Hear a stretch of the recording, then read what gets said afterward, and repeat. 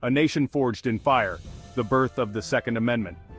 The United States of America was born from revolution, a tumultuous and transformative period that reshaped the course of history. Our forefathers, weary of oppression and tyranny, took up arms against the most powerful military force on earth. They fought not just for independence, but for the right to determine their own destiny. This fight for freedom was not a mere historical footnote. It was a profound statement of human rights and the inherent dignity of every individual. It was a resounding declaration that the right to self-defense, both individual and collective, is paramount. The militias that formed were not just soldiers, they were farmers, blacksmiths, and ordinary citizens ready to defend their homes and their principles. It is from this crucible of revolution that the Second Amendment emerged. The experiences and sacrifices of those early patriots laid the foundation for this critical right. The Second Amendment, enshrined in the Bill of Rights, was not a gift bestowed upon the newly formed nation. It was a hard-won right, a testament to the struggles and victories of the Revolution. It was a non-negotiable demand by the states, a condition for their ratification of the Constitution. The states insisted on this right to ensure that their citizens would always have the means to defend their newfound freedom. These states, having just fought for their independence, understood the inherent danger of an overreaching government. They had experienced firsthand the perils of unchecked power and were determined to prevent it from happening again. They knew that the right to bear arms was not just about hunting or personal protection. It was a fundamental safeguard against tyranny, a means to ensure that the government remained accountable to the people. It was about ensuring that the newly won freedom could be defended against any threat, foreign or domestic. The early settlers fortified their communities, understanding that vigilance was the price of liberty. The ink on the Constitution was barely dry when the newly formed government, under President Washington, faced its first major challenge, the Whiskey Rebellion. This uprising, sparked by attacks on distilled spirits, tested the resolve of the young nation. It was a critical moment that highlighted the delicate balance between government authority and individual rights. It also underscored the importance of an armed citizenry. The ability of the people to rise up and challenge perceived injustices was a powerful reminder of the role that the Second Amendment played in maintaining freedom. While the rebellion was eventually quelled, it served as a stark reminder of the potential for government overreach and the need for citizens to be prepared to defend their liberties. The lessons learned from this event resonated deeply with the American people. The Second Amendment, therefore, is not a relic of a bygone era. It is a living, breathing principle that continues to shape the American identity. It is a timeless principle, as relevant today as it was in 1791. The debates and discussions surrounding it reflect its enduring significance in American society. It is a safeguard against tyranny, a guarantee of freedom, and a testament to the enduring spirit of American independence. The Second Amendment stands as a symbol of the nation's commitment to liberty and justice. It is a right that must be protected, preserved, and passed down to future generations. The responsibility to uphold this right lies with each and every citizen, ensuring that the legacy of freedom endures. Echoes of tyranny: why the founders demanded an armed citizenry. The founding fathers were not theorists engaging in abstract philosophical debates. They were men and women who had experienced the sting of tyranny firsthand. They had seen the brutal consequences of a government that disarmed its citizens and then turned its guns on them. This experience, etched into their collective memory, shaped their worldview and informed their decisions when crafting the Constitution. They understood that power corrupts, and absolute power corrupts absolutely. They knew that governments, even those founded on the principles of liberty, could become oppressive if left unchecked. This is why they insisted on a system of checks and balances, dividing power between the different branches of government. But they also knew that the ultimate check on government power resided in the hands of the people. The right to bear arms, therefore, was not just about personal protection. It was about ensuring that the people had the means to resist tyranny, should it ever rear its ugly head again. It was about guaranteeing that the government would always be accountable to the governed. It was about preserving the very essence of a free society.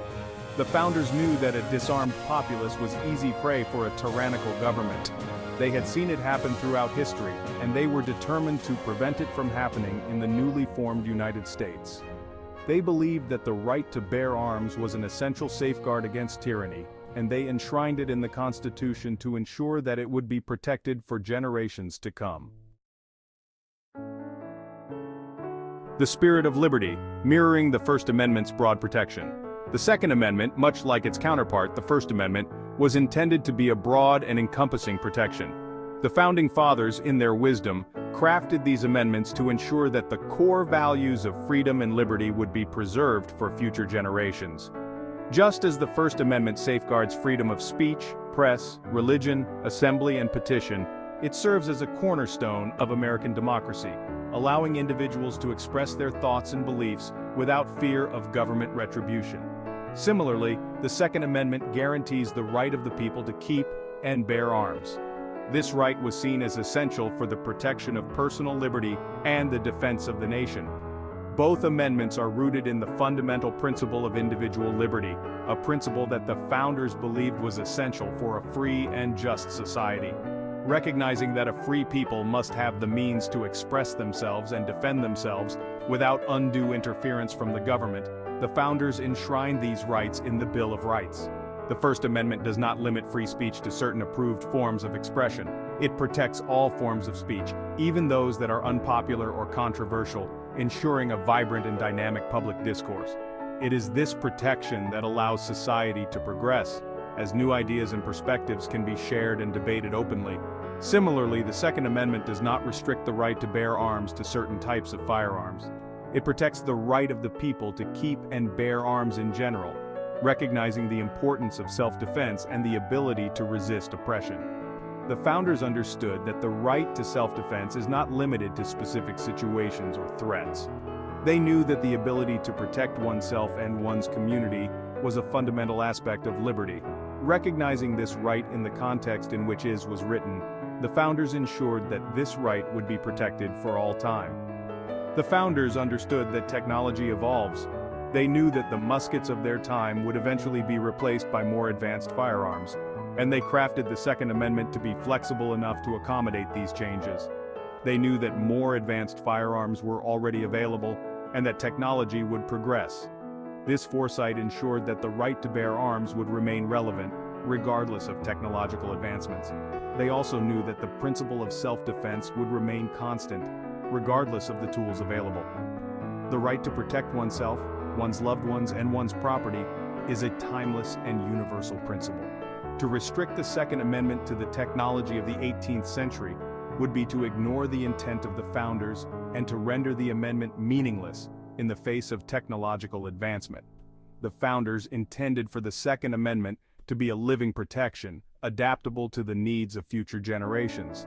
The Second Amendment, therefore, must be interpreted in a manner consistent with its original intent, to guarantee the right of the people to keep and bear arms without any infringement, ensuring that this right remains robust and meaningful in the modern world. This protection is essential for maintaining the balance of power between the government and the governed. At this point, you need to ask yourself, what part of "shall not be infringed" do you not understand? The Second Amendment ensures that the people have the means to defend themselves and their freedoms, preserving the spirit of liberty that is at the heart of the American experiment. A well-regulated militia equipped to meet any threat.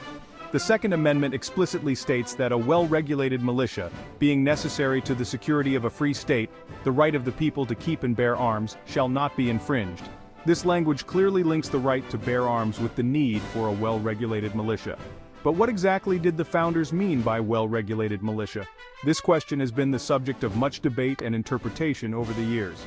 In the context of the 18th century, a well-regulated militia did not refer to a standing army controlled by the government.